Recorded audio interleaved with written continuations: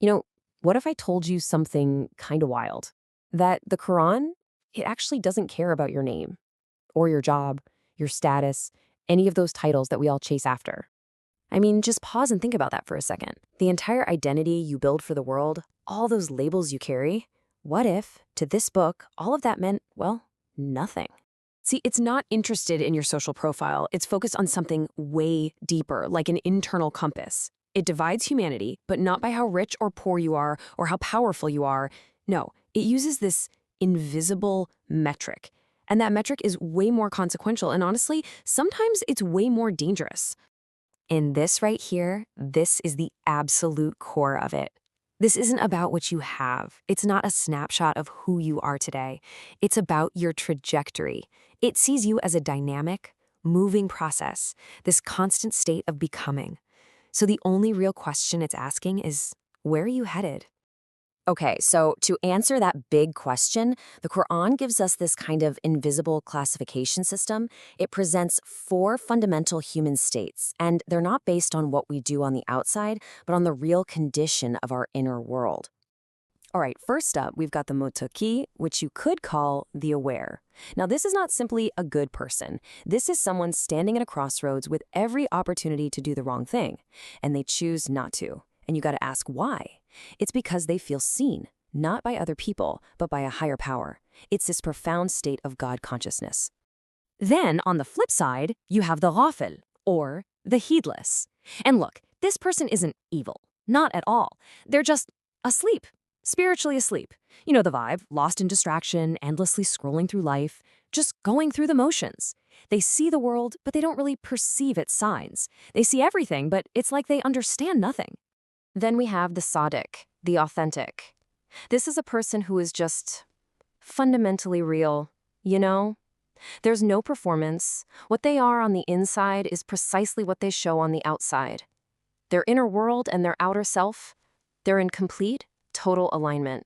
And finally, there's the munafiq, the divided. This describes someone who is internally fractured, just broken on the inside. They live with two faces, trying to maintain two conflicting identities, servicing two totally different realities. It is a state of deep, and I mean exhausting inner conflict. So, okay, we have these four states: aware, heedless, authentic, and divided. But here comes the most critical turn in this entire framework.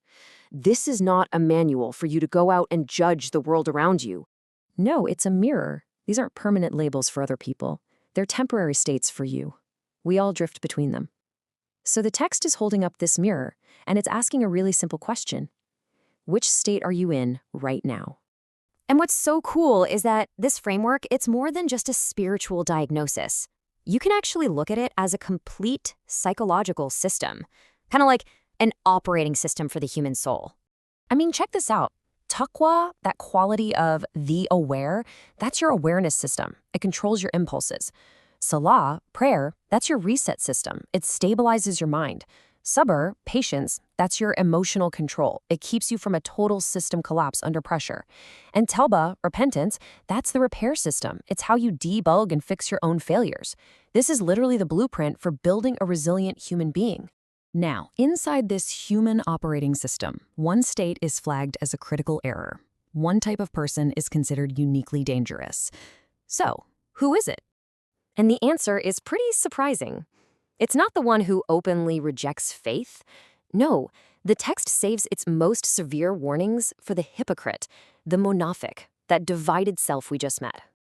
And this slide really shows us why. The divided person looks like they're functioning perfectly. They perform the rituals, they say all the right words, they appear good. But inside, there's just a void. The connection between their actions and their heart has been totally severed. And this is the crucial point. The greatest danger isn't simply being lost. I mean, we all get lost sometimes. The true terror is being completely lost while being utterly convinced that you're on the right path. It's a self-deception so profound it just locks the door to any possibility of correction. So everything we've talked about, it all funnels down into a single profound question: the ultimate diagnostic for your soul. It's not really concerned with where you've been or what you've done. It's only concerned with your direction of travel, right here, right now. And that's exactly why it doesn't ask the static question, who are you? It asks something much more alive.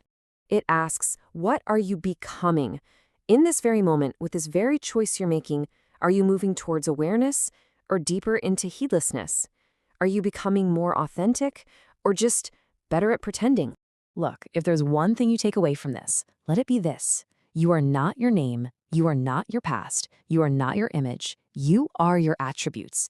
And the most empowering truth is that in every single moment, you are choosing what you become. In our next explainer, we're going to go even deeper into the most powerful concept we touched on today, taqwa. We'll explore what it truly means to be aware and how it acts as an invisible force that can control your entire life. I really hope you'll join me for that.